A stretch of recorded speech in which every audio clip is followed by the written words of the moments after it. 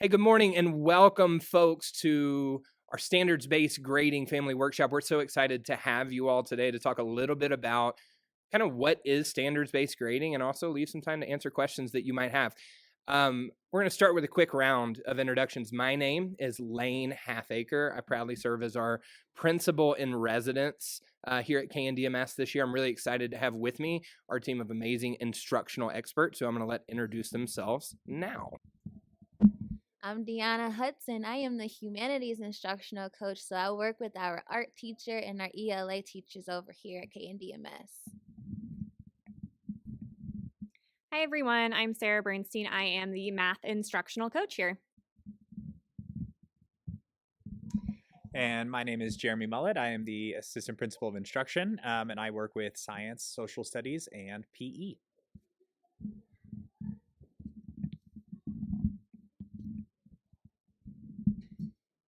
Great. And with that, I think we're ready to get started. So I guess the first thing we should talk about is what standards-based grading is. So we'll talk a little bit here in a second about what a standard is and how the standards that students will be learning each year are decided by the state of Colorado. But really, I just wanted to talk a little bit more about our philosophy with standards-based grading. The idea here is that students are going to be presented with new skills throughout the course of the year. This happens in all their classes. We don't really grade students the moment that they learn a new skill. Once you learn a new skill, you need time to practice, you need time to make mistakes, and you need time to get feedback and fix your mistakes. Your teacher may even give a quiz without including that in the grade. Really, it's the grade that students are showing on assessments, on our big tests that tell us how students are performing on the standard overall. The other idea here is that students have the opportunity to retake or make up or retry assessments as many times as they want. That means if you sit down to take a quiz or take a test and it doesn't turn out quite as well as you wanted to, that's fine. You touch base with your teacher, you get more feedback, you get more practice, and you can continue taking assessments on that standard really all the way through the end of the year. Our hope with standards-based grading is that we're showing you a snapshot in time of how your student is performing on that standard that day. If they make corrections and try again, we'll report back to you, hey, your child tried again, and nowadays they're scoring this number. We switched over to standards-based grading because we thought that it would be more objective. We found that when we were giving regular letter grades like A, B, C, D, and F, we weren't always communicating with families exactly where your student was performing academically. We may have been giving you information about the number of missing assignments that your student has from that quarter or their work habits. We wanted to narrow in and make sure that our academic feedback was focused just on academics. So standards-based grading seeks to remove subjectivity and teacher bias so that teachers are communicating directly to families how students are performing on academic skills and not on their work habits. In terms of teacher expectations, this is what you can plan to see from KNDMS teachers throughout the quarter. You can expect that teachers will be putting in at least one assessment every week. They're going to be putting these scores into Infinite Campus. The idea is, families, you can only support your student if you know exactly how they're doing at any given moment in time. So you should be checking your students' grades either through the student portal or through the DPS family portal, parent portal, weekly, so you can see how your student is doing. If an assignment is missing or if an assignment is scored lower than you know your student is able or capable of, you can encourage that student to reach back out to the teacher, get that assignment that they missed, or get any extra assignments that they need to complete if they want to retake that assessment and then try again. You can anticipate that teachers will be returning graded work to students every week. We believe in feedback so that teachers are telling students exactly how they're performing and they can improve. You can expect that every standard will have at least 3 assessments tied to it. You can expect regular communication from your teacher on how your student is doing overall. And proficiency scales. Teachers are writing proficiency scales in order to best communicate with students what skills they need in order to get a 4, in order to meet expectations on any given standard. If you would like to reach out to your teacher to get a copy of the proficiency scale that the teacher is using to grade for that standard, that is a great practice that will help you identify the specific skills that your student can be working on at home so that they can best meet or exceed in their proficiency on that standard. All right, so in this next section, I'm going to take some time to talk through some common language that we use here at school, but language that may not be familiar to folks that don't work in a school on a daily basis. Let's start by talking about what a standard is. We are operating under a standards-based grading model, so it's important to know what a standard is. At KIP, at KNDMS, we teach Colorado academic standards. You may have heard the word standard thrown around a lot back in about 2010 when Common Core state standards were created. Colorado used those Common Core state standards to create their set of state standards that are taught in every Colorado school. That means if your student is an 8th grader here at KNDMS, they are learning the exact same content, the exact same standards for excellence that students in 8th grade across the state of Colorado are learning. That is how we make sure that schools are fair and equitable in teaching the right content. These standards are pretty concise. They're written descriptions of exactly what students are supposed to know and be able to do when they finish up their grade level. Teachers then take these standards and write what we call proficiency scales. The act of writing a proficiency at scale itself is helpful for teachers to develop content knowledge about the type of work that they might see from students, the type of misconceptions that they might see from students. And really, I think one of the best things about these proficiency scales is they're not private. These proficiency scales are written by teachers and communicated directly to students. That means before you even start learning new material, you already know what the specific skills you're going to have to show are along the way. You'll also notice that the scores that we give match very closely to Colorado and our state standardized assessment, which is CMAS. That means when your student takes CMAS this year for both ELA and math and science in grades 5 and 8, your student is going to get a score that matches the exact same language you're seeing here. Your student will be marked as not yet, partially met, approaching expectations, meeting expectations, or exceeding expectations. That means that as we're giving you grades, as teachers are reporting out on grades throughout the year, really we're telling you this is what we predict your student is going to score on CMAS this year. And if your student isn't yet demonstrating proficiency or not showing that 4.0 content that we want to see, that's okay. We've got time. And these proficiency scales help us name the exact skills that students need to develop in order to best move to that 4. Now, lastly, I just wanted to take a moment to show you what a report card actually looks like. You will notice that there is a lot more information on our report card than you've seen in years past. Previously, if your student was taking a math class, they would receive one overall grade for that math class, be it A, B, C, D, or F. Standards-based grading actually separates these skills. So instead of saying your student is scoring a C or a B or an A in math overall, standards-based grading actually breaks math down into the specific skills that students were practicing in that quarter. You can see on this report card that we have language arts, math, science, social studies, and science all represented. And each of those contents is reporting out the skills that they worked on this quarter. You'll see, in general, anywhere between 1 to about 5 standards on the report card for each content. If you have any questions about what scores mean or how you can best support from home, just reach out to your student's teacher, who is working hard to grade them accurately and give them feedback daily so that they're improving on their learning. Okay, so let's talk about what each score means on those report cards.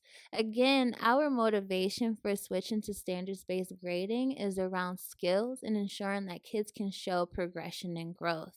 So, when we're looking at the scores 1 through 5, but more in particular 1 through 4, what we're looking at is based on the proficiency scale that a teacher has developed around that specific standard, is a kid meeting those expectations? So are they scoring a 4? If you see a 1, what that means is that the kid has seen the content, the student has gotten practice, and they've gotten the help. However, they might just need a little bit more support in meeting that standard. A 2, on the other hand, means that the kid has seen the content, they've gotten the support, and they show some basic level of understanding around that standard and that proficiency score. As we move up to a 3, what that demonstrates is that a kid is almost there. They've done some of the things that are in alignment with that proficiency scale, but not quite all of the things, which will get them to the 4. Now, when we're talking about a 5 means that they're exceeding expectations. So what that would mean is that that kid actually needs to be in a grade level higher or doing more challenging work. So when we're looking at those report cards and those scores, thinking about proficiency level standard, we're going to look at an example from ELA. So, this example in particular is tackling things around being able to cite evidence, draw inferences, being able to create an objective standard, and draw conclusions based off of what that text says. So, if a kid has scored a 1 on this particular standard, what that means is that they need more and continued help and development on tackling things like citing evidence, summarizing, so on and so forth. If we're looking at a 3, they might be able to identify what those vocabulary words within that standard mean, such as citing evidence, summarizing, so on and so forth, but they're not quite at the grade level yet. So when we look at report cards, again, the score is really tied to not just the standard, but what the proficiency level of that standard means.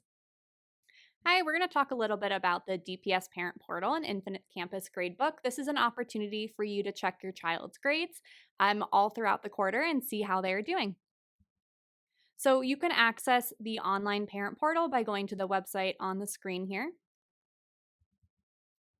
And when you log into the parent portal, you can change this into numerous different languages. To see your child's assignments and gradebook, you'll want to click on the assignments and gradebook section at the top, which is highlighted in orange. That'll take you to the DPS Parent Portal gradebook. You can access and see grades on this slide, but it will automatically go to quarter 1 and show every single standard that your child will work on this year.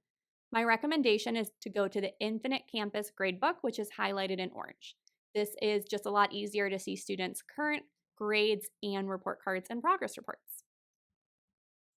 When you get into the Infinite Campus Gradebook, you'll click on Grades. Then here you'll see all of the current grades for the current quarter.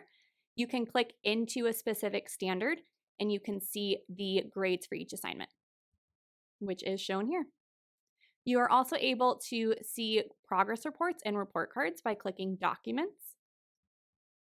And you can see previous report cards or progress reports for the current quarter. If you have any questions, please reach out to KNDMS and we're happy to answer. You'll also note that here sometimes the percentage will show up. Please only look at the proficiency score, not the percentage. Thanks so much. So now that we know about the standards, what they are, what they make up, how the grading works, and how to check our kids' grades, it takes on to this next step, which is what is our role as parents in our child's education. And if I were to boil it down to just one big thing, it would be to combat this big misunderstanding and this misconception that we face in education a lot, which is this idea that school is just, quote unquote, doing my work in class. And that's problematic. It's a problematic mindset for a handful of reasons. And we're going to go through a couple of those here. But I know I know I've said it to my own kid, and I know that I'm sure a lot of you have said it to yours with this idea of just do your work, and you'll be successful. And I think that when we especially switch into standards-based grading, we find that that's a very problematic mindset to have, and one that we need to combat as parents here. Here's the reasons why. Standards based grading is not based on participation in any way, shape, or form. We ask students to practice a lot. We give them feedback on that practice, they try it again. We give them feedback on that new practice, they try it again and again and again and again. But we don't grade them based on how many times they've practiced. Just like the metaphor I use all the time is I don't go watch the Broncos practice, I want to see how well they perform in the game. And that's sort of what standards-based grading is about. It's not so much about how hard you're practicing, but it's, are you actually understanding now at the end? Are you able to perform? Are you able to do the skill? Are you able to demonstrate that you know what you're talking about when it comes to this content and coming to this standard? So there is no participation. When we tell students just do the work, we're telling them just do something, just practice. The end result of that practice, with this mindset of school is just doing the work, the end result's not as important. But with standard-based grading, the end result is what is important. Obviously, we want to also distill in our children this ability to continue to practice, to continue to work hard. We want them to do the classwork. We made the classwork as teachers. We made the classwork so that students could get that understanding, so that they would have some good practice to be able to demonstrate mastery. But there's a difference between completing an assignment and completing it to the level of a standard. So completing the classwork for the purpose of understanding a new concept, or for the purpose of being able to do a new skill. And so I think that's the piece we really want to push. And that's the mindset of school is just doing my work in class. That's what becomes problematic for these 2 points here. So finally, we get to this point of, then what can I do at home? What's one quick thing that I can do? And there's a whole bunch of things, and I'm sure a lot of you are already doing these. I know you are, because I've met with a lot of you already, made some conferences, so I know this is a common thing. But just naming a couple maybe additional things you could walk away with here. So there's a couple phrases here on the left that I've said. Teachers say them from time to time when we're not really, focused on it. Families say them a lot, but phrases like, "How was school? Did you behave? Did you do your work?"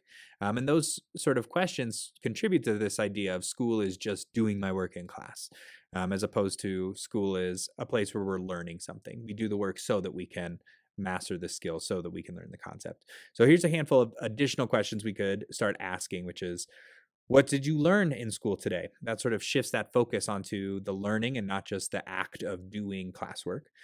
Which assignment was the hardest or the easiest today? What I really love about that question is it pushes this idea, this concept of sometimes a skill is going to come easy to you, and sometimes skills are not going to come easy to you. And it's okay to be in both places. It's okay when you master a standard after practicing it once, and it's just as okay when it takes you, 12 different times before you're semi-proficient on the standard. It's okay to say that one was harder than the other. The last question I have here is, what strategies did you try in class to make sure that you were understanding?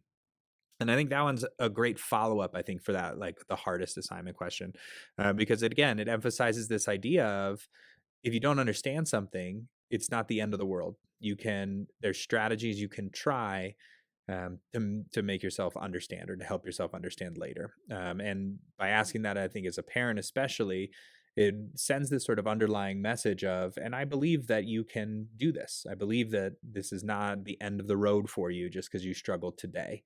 It's not the end of the road. There's strategies you can use. There's strategies we use as adults all the time. And this is a great question to sort of lead our students down this path of, and here's some strategies I used at work, and maybe you can try them at school, or whatever it may be. So just changing the way that we question, the way we ask, and the way we talk about our students' classwork is going to be huge when it comes to that big role for us, which is combating that misconception that school is just doing my work in class. And with that, that is the end of our presentation today. Thank you all so much for coming. Appreciate you. We really look forward to partnering with you as we move forward through the rest of this year, and beyond that, as we transition into standards-based grading as the way that we measure our students' success and their mastery of these standards. So thank you all, and we'll have some question and answers right now.